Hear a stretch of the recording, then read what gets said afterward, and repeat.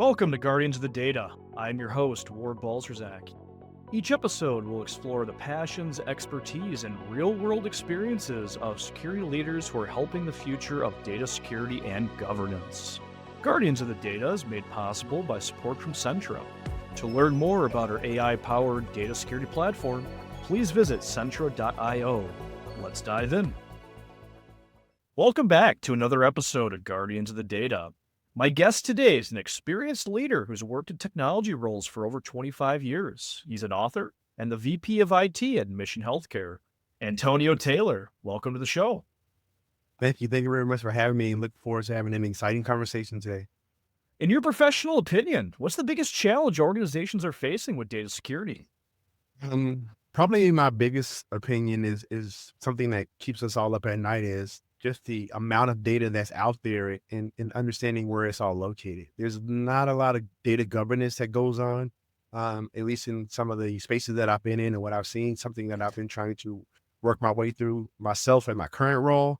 You just have no idea where data resides these days. And so even when you're protecting on one side, you find out, oh, wow, I didn't know that was data that's been over here for 10, 15 years that nobody knew about because of the person that pulled them. So, I like to say I like to, tell people a lot of times when we're thinking about, these broad analogies and these awesome tools that the foundation is still what gets us the success that we're looking for. And the first part of data security is understanding where your data is. You can't secure something you don't know where it is. And so I think the biggest challenge is there's been over the years, there's been a lot of shadow IT and things of that nature where people are getting tools and putting things in places they're not supposed to be at. A lot of times, data being in certain places, assist with the operation of the company. And that's something we fight all the time. It's like, hey, I got to use this data over here because this is part of our workflow. And those are things that you struggle with because you don't understand that, hey, I need to secure that data or who that data, but now I'm impacting operational workflow. So how do I navigate that space? So I think number one is understanding where your data resides is the number one issue that we struggle with in data security. Totally agree. And that's, I'm sure you would agree, based on what you just said, but that's been our issue for the last, since computers and technology have been around. It's Yeah. only compounded, only gotten worse. I was talking internally at the company I work for just the other day, and somebody was proposing, hey, AI is this big thing. It's a big challenge. Everyone's scared of it. I said, that's true. However, AI is not creating new risk. It's uncovering the risk that we've been deferring or ignoring or sweeping under the rug for many years, decades at this point. So, Antonio, it sounds super simple, right? Understand where your data's at, understand what it is. What do you propose, or what are you trying to do to actually conquer that in your current role? So what I try to do is I try to attach myself as a true business partner with the organization. And what I mean by that is I try to understand, how we as a company make money, how we as a company function. Because now I can look at data security and security overall as as a partner, as an accelerator to what we're trying to do as a business, not as a barrier. Security is we're the bad people. We're the ones who tell you no all the time, right? And I think that's a myth that has to be kind of shot down. But ironically, we don't spend the time as leaders being true partners to the business, right? We want to talk about tools. We want to talk about, hey, you got to protect your. We want to say all these things, and the business is saying, I just want to work. I'm sorry, man. I got to get these referrals out. I got to talk to these patients. I don't really have time to be dealing with secure data, right? And so I think from my perspective, it's going back to the drawing board of, hey, as a leader in technology, you also are seen as a business partner. So where you're in the room, where you're in the table, when you're having these business level discussions, when they're talking about, mergers and acquisition, they're talking about sales and operations, they're talking about marketing and, human resources. They're talking about all these things. When it's your time to talk technology, don't talk about security. Right?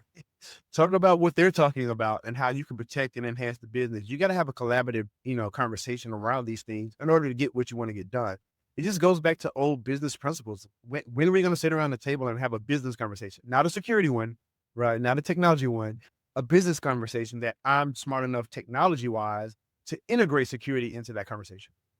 I think that's where a lot of security folks struggle, right? Being able to have those business conversations, I think even myself, when I started out, I wanted to be the uber nerd in the room, right? I wanted to talk technical. I mean, I was a security guy, right? I want to talk to you about security. And when it took me a few years to realize the business didn't care, right? Maybe every now and then they'd be a little curious. Hey, what's that? They want to know about the sexy stuff, hackers, the nation states that are coming after you. Um, took me a long time to realize they simply don't care, and I had to be okay with that, right? I had to meet them at their level with their language.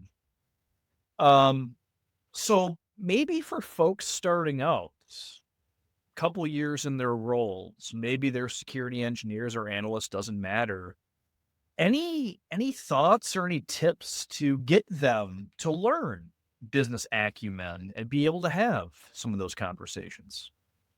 Yeah, I would recommend, it's like everybody did to me. There's always leadership books that you can read, right? I wrote one myself, right? Stop trying to be a leader. So just a shameless plug. That's a great book for any new incoming manager, leader, or somebody going to a different role because it puts the framework around a lot of what I'm talking about. I would also say, there's a lot of free conferences, webinars. There's a lot of opportunities that businesses even provide for people that's around just general leadership, right? How to communicate, how to, you know, um, choose a proper team, how to get engagement, all those things.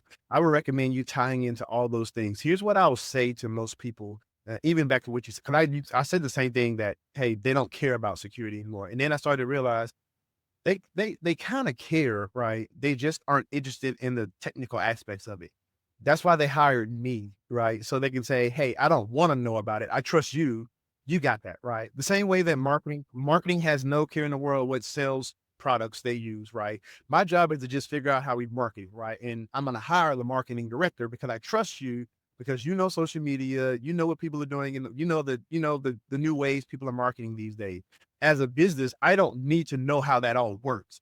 I hired you, right? And so now I'm framing that to say, hey, they care. That's why they hired you, right? Your job is now to become a trusted advocate to them to make sure that you're getting across the finish line what needs to get across the finish line from your perspective.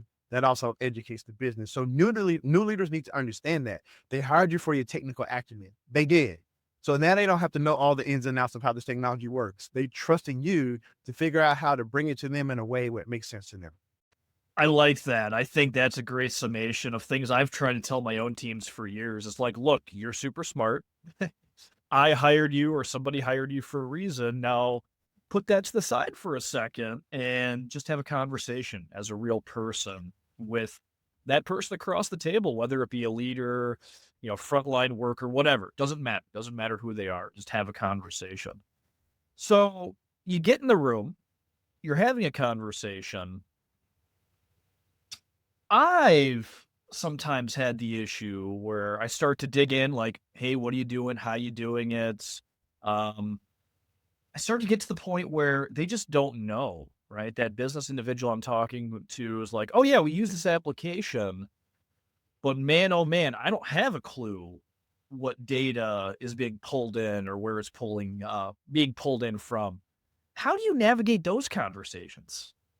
Well, that's where I come in. That's where we come in as technologists, because if we're true and pure technologists, we understand foundations. We understand how data moves. We understand data flow. We understand APIs. We understand that, right? They don't. They understand the interface. They understand, hey, I just type in this information and this is what comes up. We know that back end jargon. And I think that's what that becomes our superpower. That's how I get to help you. Now it's like, oh, okay. So you have no clue. I don't think you should. So now let me dig into the backside of, oh, did you know your data's touching this, and this? Oh, I never knew that. Okay, well, not only is it touching this is what it means when it actually touches this. This is how this could be a detriment to us if we get in the back. You now start explaining all that stuff because you're not talking technical anymore, right? And so for us, it goes back to what I said. I don't know how much I expect them to know the ins and outs of how these things work, right? Hey man, I just put the information in and then it just fires off, right? I have no idea when I compile an email, all the stuff that's working on the back end and has to check to make sure that the address that is being sent to is valid. All that stuff we know that because we're technologists, right? We're behind the scenes, right? And so that's when our expertise should come in. We should almost get giddy inside, like, oh my God, now I get to bring technology into the situation, into this conversation, because I want to explain to you the ins and outs of how what you're proposing to me actually works, right? If you show somebody a data flow diagram, they'll be like, okay, I had no idea my data was touching all these. I didn't know that it had to hit the firewall first, but it didn't check these rules. Then it had to hit the switches to make sure that it's going out the right tunnel. Then it has to compile the packets on the network. They have no idea about all of that. So when they don't know, I look at that as an opportunity for me to not only educate them, but also now I get to gain trust, right? Now, when I come to them for something that I need for them that's going to be difficult for us to have a conversation around security, they trust me now. Oh, he knows what he's talking about. Look, like, guys, we got to do this. I know it's going to be a difficult change. I know it's good, but we got to make sure that we're all protecting the business. I now use that opportunity to say, hey, I'm not security. We're security, right? Or you as an individual contributor, even if you have a team, you're my biggest firewall out here. And so if I now get to bring you on the team and make you feel a part of that, that trust now just grows and there's nothing we can do. So I use those opportunities when they don't know, when they're kind of like stumped, it's like, let me remain curious and let me find out, let me find out and I'm gonna get back to you on this. Cause this is interesting to me now. And now they become a part of the story. Now they become a part of the journey. Remaining curious, I think that's kind of a key item that you just mentioned there. Especially for those of us in security, we should always remain curious, not only what's going on in the business, because I'm sure you deal with it every day. It's constantly changing, new things, new shiny objects, new systems being stood up. But also the security landscape is changing. The threats are changing, the players are changing, the partners. It's nuts, but it's exciting. It's why I'm in it, at least. So you're remaining curious. You're having those conversations. You brought up a term a little bit ago. Shadow. You said shadow IT, shadow SaaS, shadow data, all of the above. How do you deal with that? Because that is a whole can of worms for most organizations in and of itself. Yeah, so that's a tough hole to climb out of. We've dug ourselves such a hole because we've spent years just being the tech police and telling people no what they can do. And a lot of what we told them they can do, they needed to do to do their job. I like to tell people this. If we talked about this earlier. When people ask for things, it's not that they're trying to bring in something that they feel like is going to be a detrimental to the team. They just want to figure out how they can do their job easier, right? And when we constantly have poured the no, response on them, they figured a way to work around that. It's hey, when you tell your kids you can't have desserts before they eat their dinner, if you leave the cookies on the counter long enough, they're going to start to figure out, hey, you know what? They usually go upstairs for 10 minutes and sneak a cookie really quick. And then they'll never know anything happens until you look and the plate of cookies are gone. Right. And so what we've done, we've created this barrier between, security and the business where, like I said earlier, we're seen as a no police. So how do you get around shadow IT? It's pretty straightforward. You make yourself human again, right? It goes back to what I said. You have a conversation and you remain curious. Hey, this Guardians of the Galaxy podcast. This is pretty awesome. But we just start having a conversation where I can gain your trust, right? Because ultimately what that does for you, it makes you become a partner. And what you ultimately want to happen is before you go purchase a piece of security or data or some other applications, you're going to call me, which is what happens now. Hey, Antonio, we got on the phone with this vendor. We love this product, but we want you to be on the call with them first. We want you to make sure you do a tech check, make sure they're secure, make sure they're going to have access to our data. Now, like I said earlier, they're the firewall and they understand that because we've built that relationship. We have to come down from the security door. We have to come down from the security seat. We got to come down from the technology seat and have a conversation with business people. Because if you make your organization so secure that they can't do business, there's not going to be any more business, or you're no longer going to be there. And so you have to be able to say, you know what? You're gone. Or you're blind to it, right? Or they bypass your security controls. You think you're all secure, and guess what? They're coming through this path instead.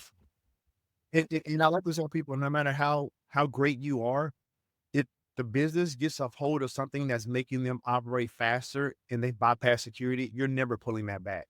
The CEO's not going to let you. I don't care what reach you tell them that you have, you're not pulling that back. So you have to understand my ability to build relationships, my ability to get integrated with the business, my ability to bring security and make it be a part of the culture of what we do, and not just a afterthought from IT's perspective. Security is the culture of what we are, and so everything we do, I got to think about security. So when I'm acquiring a new business, hey, are we making sure that we're providing, key access, door access to people who need it? Otherwise, they're no longer gonna be secure. So now I'm talking physical. Now it's everything that we do, right? Hey, who's cleaning the building at night? Do we make sure that they only have access to this room? They can't get in and either. It's everything is security. But you cannot have that if you don't have that culture, you don't have that relationship, you don't have that trust. And I think as we talk about shadow IT, I think we made it so difficult for people to do their job because we just want to say, no, that's not secure. And instead of saying, okay, well, let me evaluate that tool. Let me first of all see if there's something that we already have that can get done. Because at the end of the day, the objective is you want to get done what you want to get done. You can't get done what you want to get done only with your tool. I'm in IT, I'm in technology. This is where my expertise comes in. I talk to vendors all day long. I talk to people all day long. I talk to counterparts all day long, and they always talk about these amazing tools. So number one, let me see if I can find something that's a little bit more secure that integrates with what we already have, or let me check and see if there's something we have. That has to be a conversation. It can't just be, no, you can't have that. That's not on our approved list. Okay, well, they're going to figure out how to get it. Right. I've never heard of that thing. It's not on my list. Instead of, hey, that's interesting. What's your use case? What is it? What does it do? Oh, that sounds like Adobe Reader. Why don't you use Adobe Reader instead? Come on. I didn't even know we had that. I at my company now, literally to that point, we were all talking about, oh my God, we love ChatGPT. Can we get ChatGPT in our company? Blah, blah, blah, blah. And I was like, hey guys, you do know we pay for Copilot? Now, is it as good as ChatGPT? Probably not. But for the use case that we need, we're already paying for it, right? It's a part of our M365 suite. Now everybody's like, oh my God, I love Copilot. It's the best thing in the world. Instead of me saying, no, ChatGPT is not on our approved list, I gave you a solution that's going to give you the same results that you're looking for. Now everybody loves it. Now everybody loves the note taking feature. Now everybody loves the AI, recap where it gives you your action items. They love it now, right? Now everybody can go to the meeting and be in the meeting. They don't have to worry about taking notes. They don't have to worry about checking. It's like, no, I'm going to give you all of the things that came in this meeting. You're going to know everything that you need to do from this. They love it. But that's me saying, hey, we can't have ChatGPT because it's not something that we want to put our business data in. But we do have a platform that we can. So now, hey, if you want to put in a spreadsheet in a Copilot and tell it to analyze the data, go for it. Right? It's proprietary data to us, and we don't have to worry about it going outside of that because we pay for that subscription that belongs in our tenant. That's how you change that narrative. Well, and you did something really smart there, kind of going back to a point you made, and I'll bring in a story from my own past too. But something you said before is, once it's out there, right, the business using it, you're not going to be able to claw it back, right? You've opened Pandora's box, and there it is. And I've had this plenty of times in my career, but in my last organization, good old AI, right? AI was one of the original iterations of OpenAI, ChatGPT that came out. Everyone got scared, like all companies did. And they made the knee-jerk reaction a few weeks too late to say, we're going to block all of it, right? The idea was until we understand it, until we know how to secure it, until we're okay with it, block it. And that's smart, right? A lot of companies do it, but they were late to the game, right? So what happened was we said, or my team and I said, okay, we'll go ahead and block it. What was the result? Everyone was upset. Everyone was upset. But the straw that broke the camel's back was we got a call from essentially someone in the field that was training others. And he said, hey, I've got a presentation in an hour teaching all these folks how to use ChatGPT, how to use this thing, how to use that thing. And now I can't get to it. What the heck, right? Like, the key there was we were a few weeks too late. It was already out. Pandora's box was opened. We said no more, right? Unilateral block, but we didn't have a solution. Like you just said, no, you can't use this, use Copilot. So much pain, right? Because after that, it was, oh, well, my goodness, how do we open this back up ASAP and for what things? So Bringing it back to you, it sounds like you've kind of come up with that, right? Hey, don't use Chat GPT, use Copilot. How did you get to that stance? What were the steps you took? For any application to get in front of it, figure out the right pattern, and offer it to the business securely. So it goes back to it is always going to come back to understanding that I'm a business partner. So in having a conversation with the leader of a business, I'm listening for problems, right? I'm listening for opportunities that I can say, I bet I can solve this pain point. I think you asked me, the first question you asked me was like, hey, what is the struggle that everybody's having with data security? Typically, everybody asks, hey, what's keeping you up at night? Right. And so I literally just took, so when I get sold to by a vendor, that's what everybody asks. Hey, what keeps you up at night? And then whenever I tell them, they're framing their, responses around that.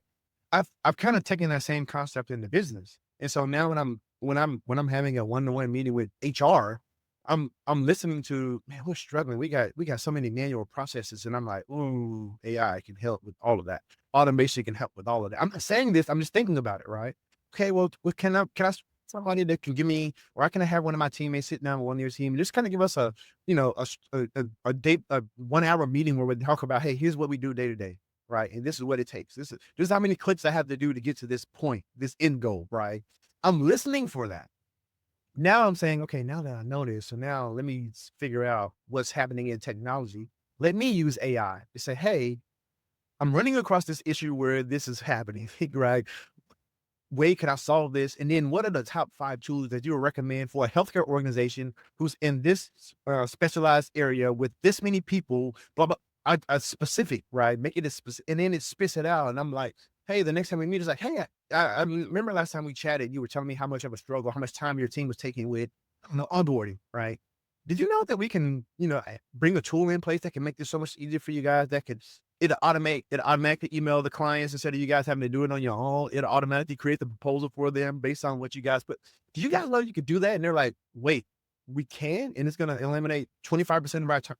Okay, can we do a demo? I got you at that point. Right. And now it goes back to what I said. Now the trust is there. Right. Now it's like, hey, Antonio, we're thinking about doing this.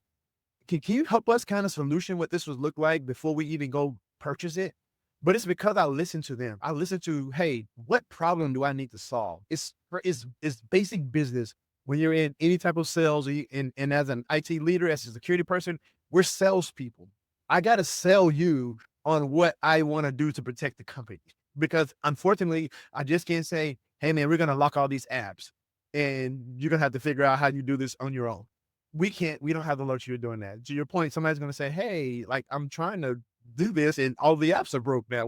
What's happening? So we don't get the liberty of sitting in that seat. So we got to be the leaders that we are and say, hey, how do I position myself while I understand your problem and then bring you some solutions that I know are secure and they're going to get your job done. And then once I give you that tool, I don't have to worry about shadow IT anymore. I don't have to worry about security IT. I brought the tool to you, right? I got to get out of my chair. I got to have those conversations and understand what problem I'm trying to solve. And you just became their best friend, right? Like you listened to them, you heard their issues. They said, hey, by the way, I can help.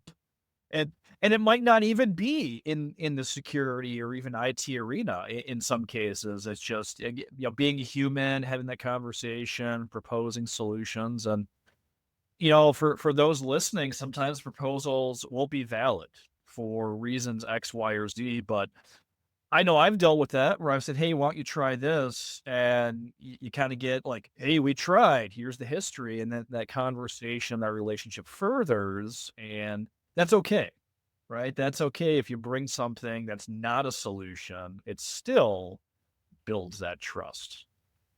Absolutely. Absolutely. And what you find out real quick, what you find out end up happening is they now become an extension of security. And what I mean by that is they start understanding, wait, we just got somebody who just came on board. They want to use their own device. We can't use our own devices here because so now it's not even security fight anymore. That's them saying, hey, you can't do this when you're off. When you go out of the country, you're not going to be able to log into your email. You got to make sure that you talk to security first and make sure they release this conditional.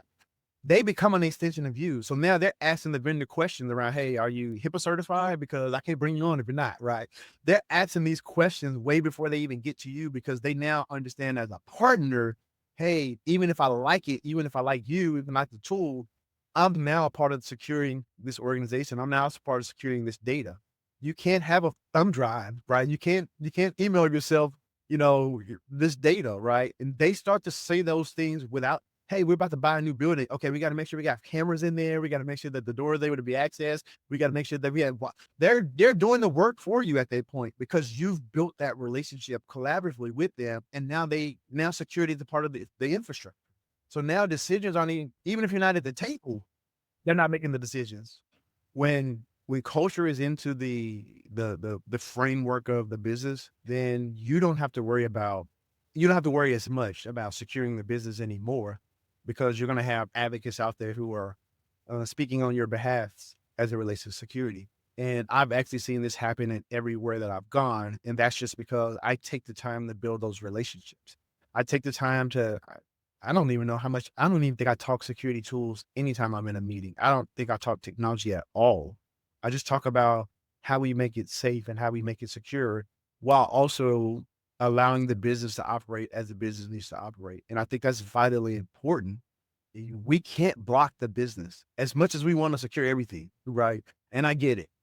You can't stop the business from being able to perform, and you cannot hinder operations. And what I mean by that is business is competitive. And so if another organization has streamlined their processes because they, integrated AI, I'm pretty sure you're going to want to make sure that you start bringing that into your space as well, because you're going to lose business in the market that you're in because it takes too long, or there's too much red tape, or your responses aren't as accurate as I would like for them to be, whatever that is. And now you got your competitor who's light years ahead of you, just because they were open enough to um, bring on the technologies and understand them, and also understand how they secure the organization.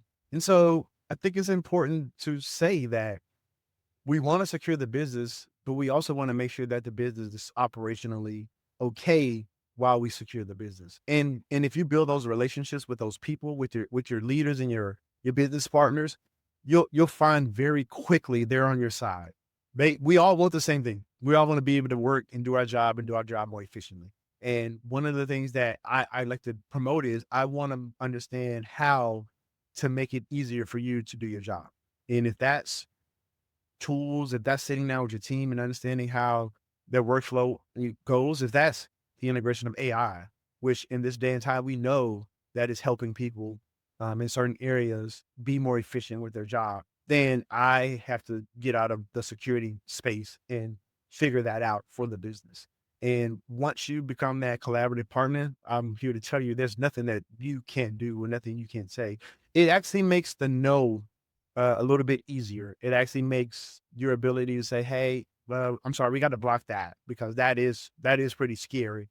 They know now that you're just not saying no for the sake of saying no. They trust you. They know that you are passionate about seeing the business perform at an optimal level and not just sitting in your chair, in your corner, in your closet, whatever that is, you know, managing from afar.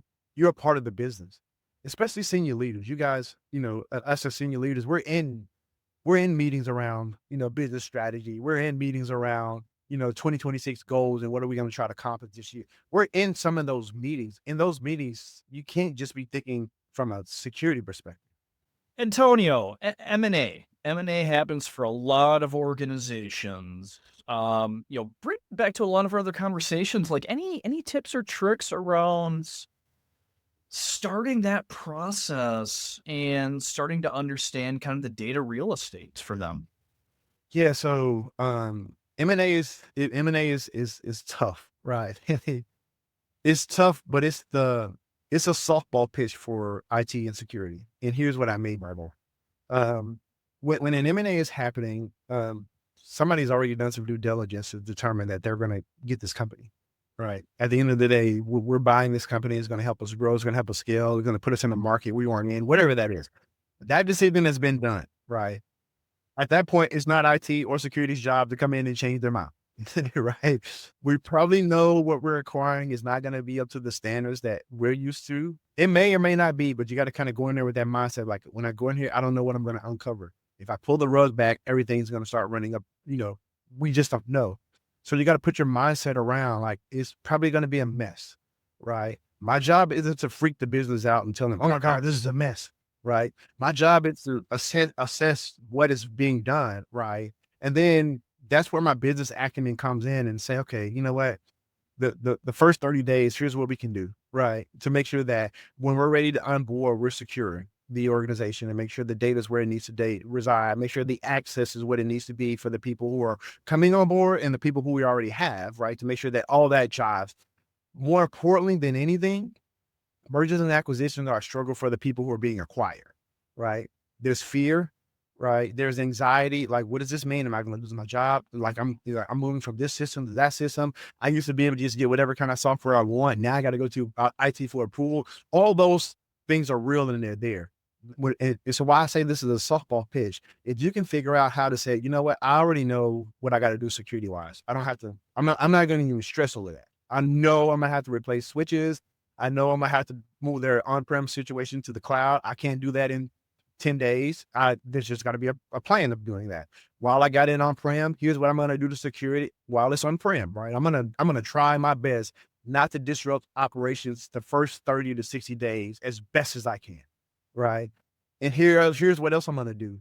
I'm also going to go and make the incoming staff feel welcome as a part of the leadership team for the company that I work for, because I want to show the company that, hey, I'm a team player. This is not just about me making sure I dated. This data is all over the place. And when I have a meeting with the people that I need to have a meeting with, and I'll say, hey, man, this is a huge risk. There's data everywhere. All right. Not only is there data everywhere, it's multiple copies of data everywhere. They don't have any security. But I'm not just going to tell you what that is. I'm also going to tell you now, here's what we're going to do to make sure that we bring them. I'm not just going to tell you the problem without telling you what our solution is, what our ideas are, right? What our options are. Here's what we can do. The first 30 days, I'm going to do that with the business side as well, because it's like, hey, we bought the company. There's nothing we can do security wise. So 2 things that I'm going to always do. And I always tell people, number 1, when you assess it, already assess it like the house is burning down. Nobody needs to know that. Nobody needs to be, that doesn't need to be your speech, right? Your speech doesn't need to be, oh my God, we just bought a dumpster fire. That doesn't need to be your speech. Your speech needs to be like, okay, there's some risks and challenges, but here's how we're going to identify those, right? Here's how we're going to fix that. The companies are all the same, right? We talked about this when we first started. In my company, is data everywhere? Absolutely. So I got a plan to move data and centralize that now as well. If I buy a company and that data is everywhere, I shouldn't act like the sky is falling. I've been in technology 26 years. Everybody has the same problems, and nobody has a problem that I've never seen. And so I don't have to go to my business and freak them out because this company was poorly managed from a security perspective or a technology. Man, they got 1,000 tools. That doesn't matter. We're bringing them into our fold now. How do we integrate their tools with our tools, or eliminate their tools and bring them on board? That's my presentation to the business. Hey, here's what IT is going to do to make sure that this becomes successful. And here's the timeline that we're going to do that in. Not only am I going to do that, when you guys are going to visit with the staff and you have an HR conversation, guess who's going to be with you?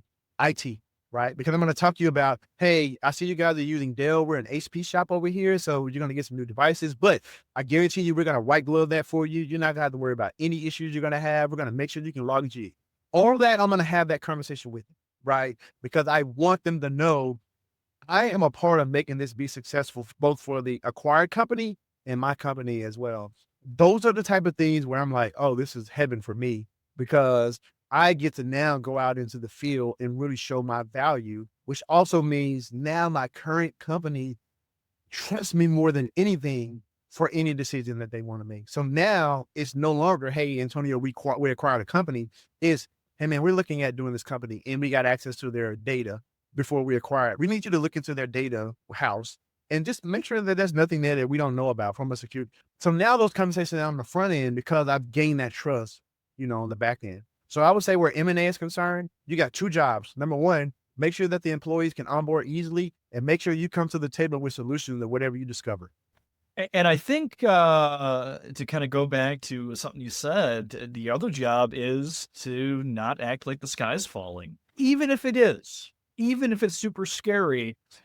Keep that behind the scenes, cool, calm, and collected, because I think you're right, right? And I know I've been there. It's like, oh man, who the heck are you? Why are all of a sudden you coming on my network? Like that could be my mentality, but put that behind customer facing.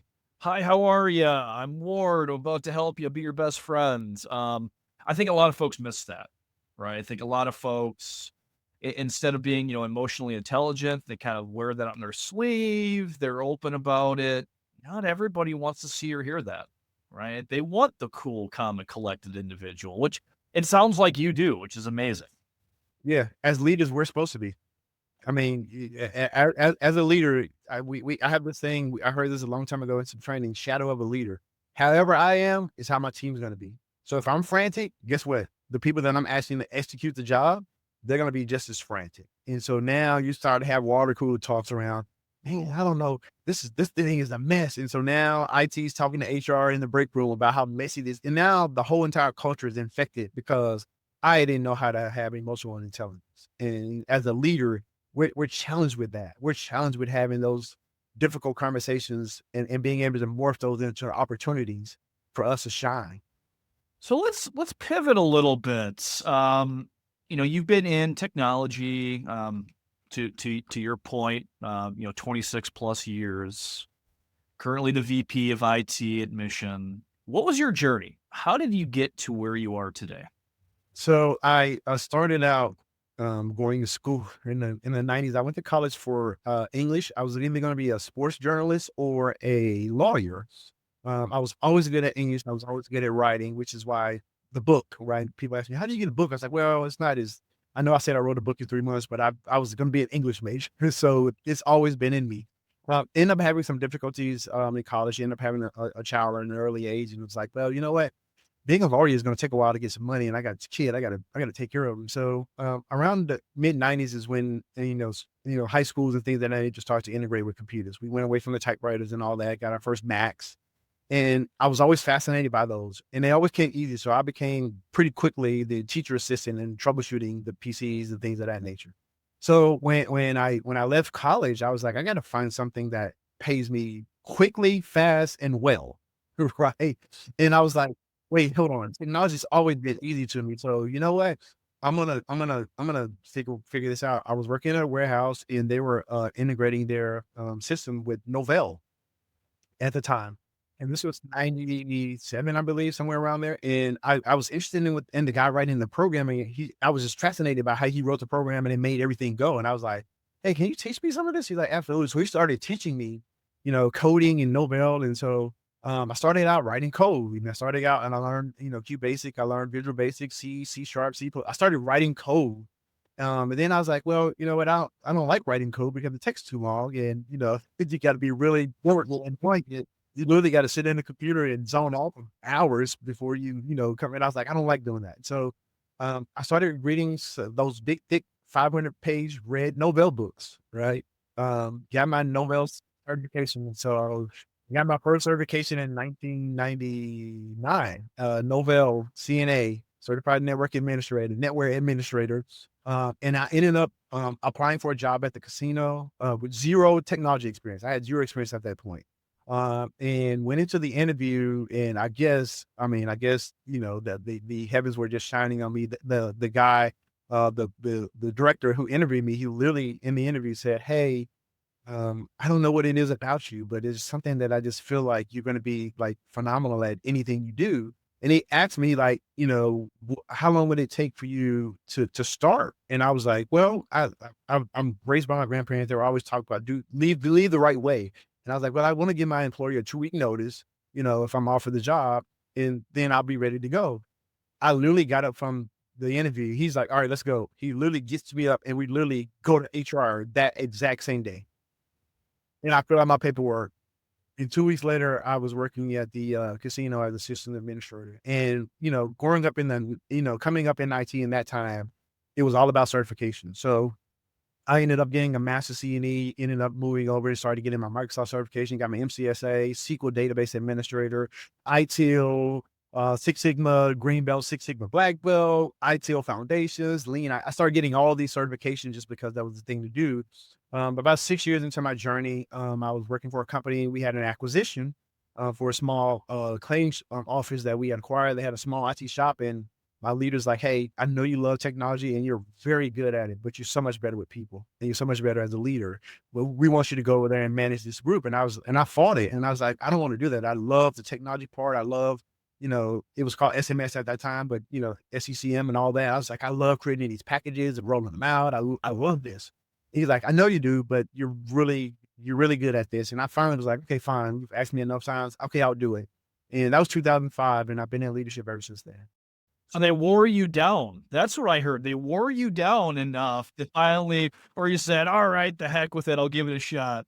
Absolutely. I was like, "Okay, enough of this asking. I'll give it a shot." And yeah, and I realized I'm so glad they saw that in me and wore me down because it's been what I've been doing for the past 20 years. So tell me about your book. You've got a book. I'll give you the stage. Tell us about it. Why did you come up with it? So the book was the book was birthed out of me losing my job when I moved to Arizona. So I moved to Arizona. I was working for a company back home in Memphis, and I mean, they were okay with remote work. Everybody was remote pretty much, but they had some corporate restructure when I moved, and I ended up being on the chopping block. Um, and I was a little upset. I was a little angry because I felt like I had, done everything. There had been some promises that were being made to me around, yeah, I'm next in line for the C-suite roles, and then all of a sudden it was gone. And so as I'm evaluating how did I get here, I started to realize how much of my life has been spent performing instead of leading in who I am, right? I would do what everybody else told me to do. Hey, if I had somebody tell me, "Hey, when you go to this meeting, don't say anything because," and I'm like, "Well, dang, I got some valuable insight I can probably provide." But I would do it because they told me to. "Hey, dress like this, do this, do this." And so I started to reflect on that and I was like, dang, I don't even know who I am as a leader. I don't even know what my style is. I don't even know what my superpowers are because I've been morphed into what everybody else wanted me to be. And so when I lost a job, I mean, I'm a competitor and I play basketball. And in my mind, I'm like, okay, I'm never losing like that again. Right. I might lose, but I'm not going to lose because I became what somebody else wanted me to be. I'm going to be myself. And I started to go back and I started to reevaluate how much I had wanted people to affirm me, how much I wanted people to validate my being in these positions, how much I was looking for that affirmation from somebody to say, "Hey, you deserve to be here."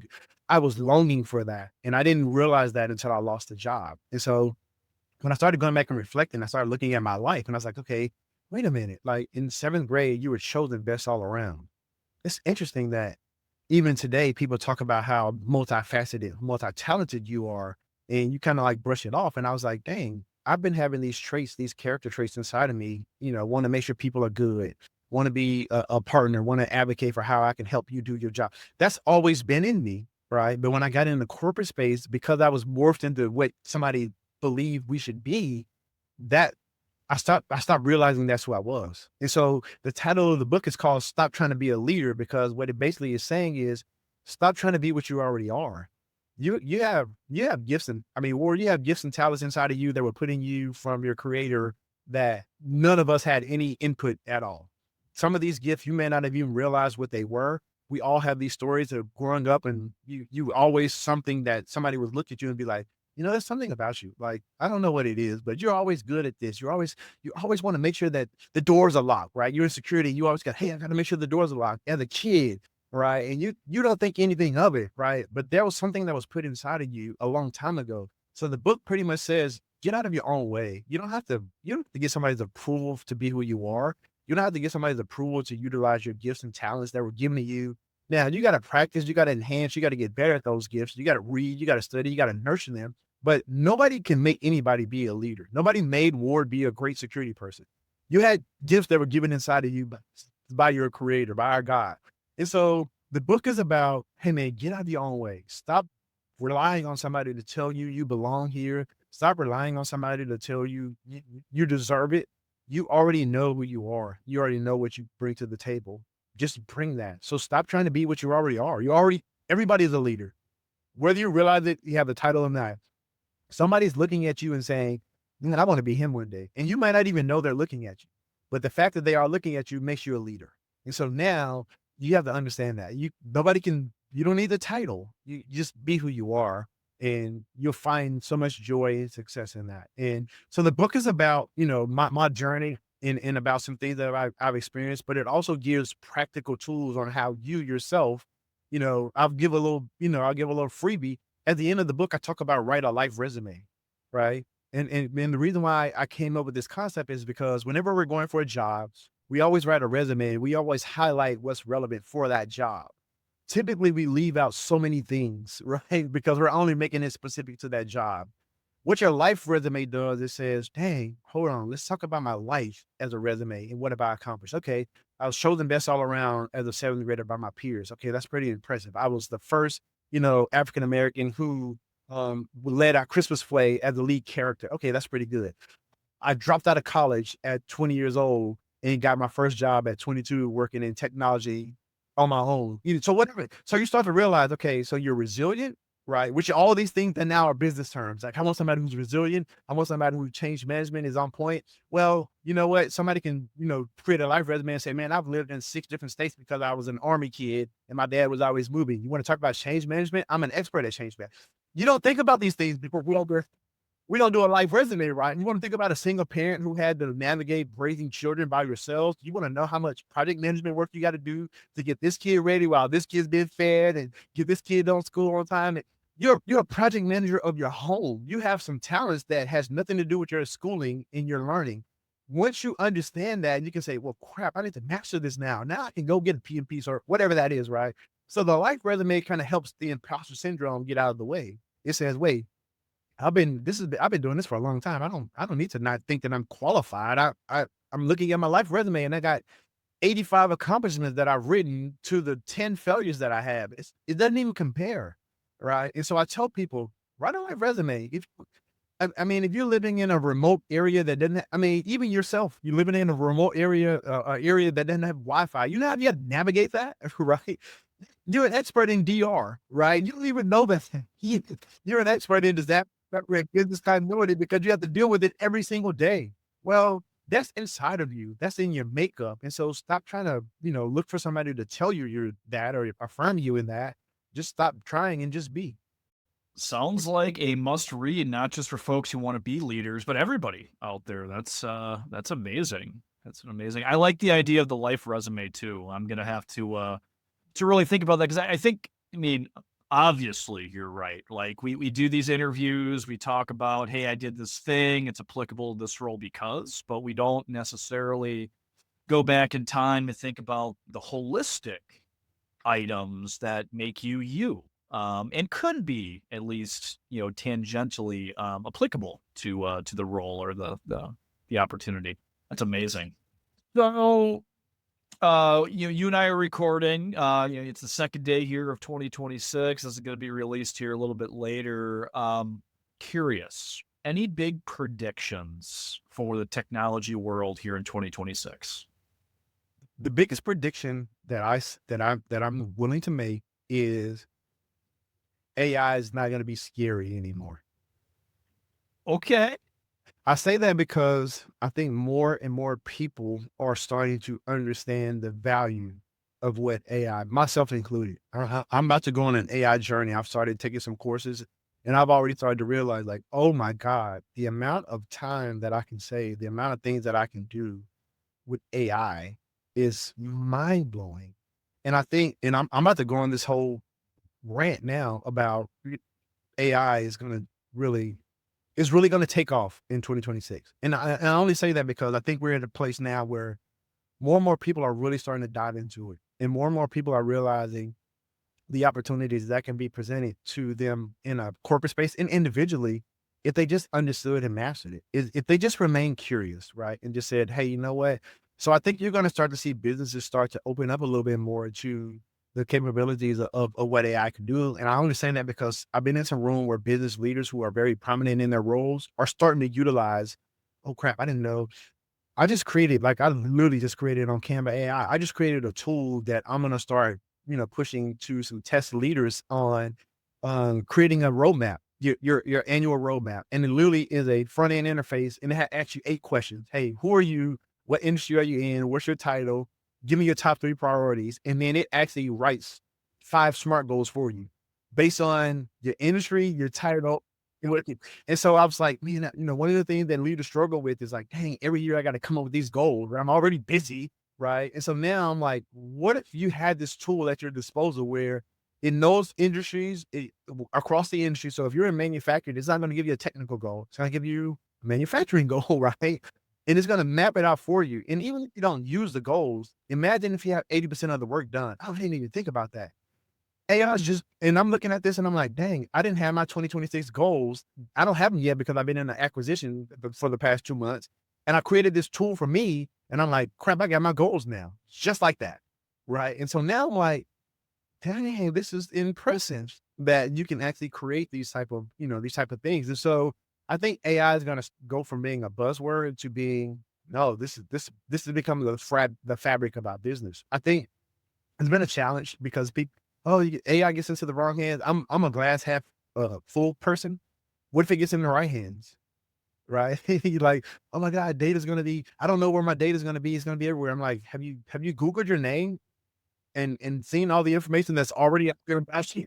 Like the fear mongering can stop, right? It's already out there. And I just think people are gonna start to realize I'm not using AI to replace me. I'm using AI to advance me, enhance me in what I'm able to do.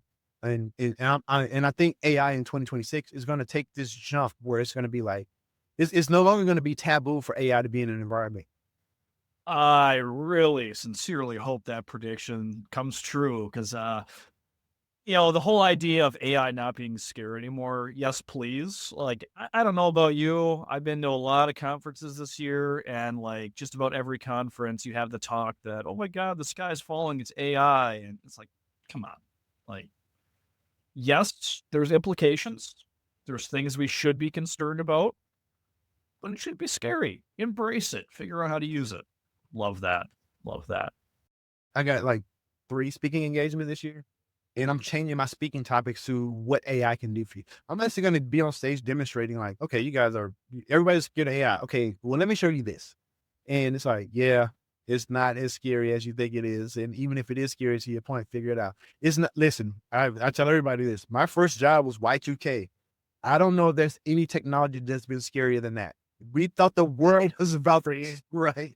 And I'm like, yeah, kind of nothing happened. And so I'm going to change my talks around like, hey guys, do you know, case in point, when you guys send me this clip, all right, I'm assuming you're going to send me a link to this video. I have a tool that I use. I have a tool that I use in AI. I post this link. It creates 10 reels for me because it knows that I'm a speaker. It'll create 10 reels in 30 seconds that I can now use. And it also put the captions on the reels. So it'll caption all the words that I'm saying without me doing anything. I just got to point it to the link. And so now I got 10 ready-made social media posts and I didn't do any work. That's crazy. Love it. Love it. Oh man. Well, Antonio, what's if folks want to find you, connect with you, what's the best way to do so? So I'm on LinkedIn heavily right now. So if you go to LinkedIn, you search for, I think my handle is Antonio D. Taylor. You can find me there. I have a YouTube channel that is the same, that every week I'm posting inspirational and empowering, quotes. I'm going to increase that even a little bit more as we go. And from my LinkedIn, you'll be able to find all the ways you can contact me and get in touch with me from my social media platforms. I don't know all my social media handles, unfortunately. There's too many. And AI has been running my social media for the past month. So, but yeah, if you follow me on LinkedIn, Antonio D. Taylor, that's especially from a leadership perspective and a corporate perspective, that's where you'll see most of what I do. So I use AI and I schedule 3 months worth of posts. So every Monday, Tuesday, I think now Wednesday and Thursday, there's LinkedIn posts on different, leadership tools that I'm talking about. When I'm talking about, tech insights, I'm talking about fractional CIO work on one of the days. I'm talking about empowerment on this. Yeah, you follow me on LinkedIn. Every week you'll start seeing something come out. So that'll be the best way to get in contact with me. And anybody that wants to reach out, you can definitely reach out to me on there. Fantastic. Well, Antonio, thank you so much for joining me today. This has been fantastic. Thank you very much. I definitely enjoyed it, and I look forward to hearing the episode. And big thank you to the audience. Really hope you enjoyed the episode and learned something today. Please tell others in your network to follow and listen. This has been another exciting episode of Guardians of the Data. See you next time. That's a wrap on another episode of Guardians of the Data. Thanks for tuning in. For show notes and more, visit guardiansofthedata.show. Guardians of the Data is made possible by support from Centro. To see how we help organizations discover and classify all of their data accurately and automatically while quickly achieving petabyte-scale data protection without the fuss, please visit centro.io. Catch you next time.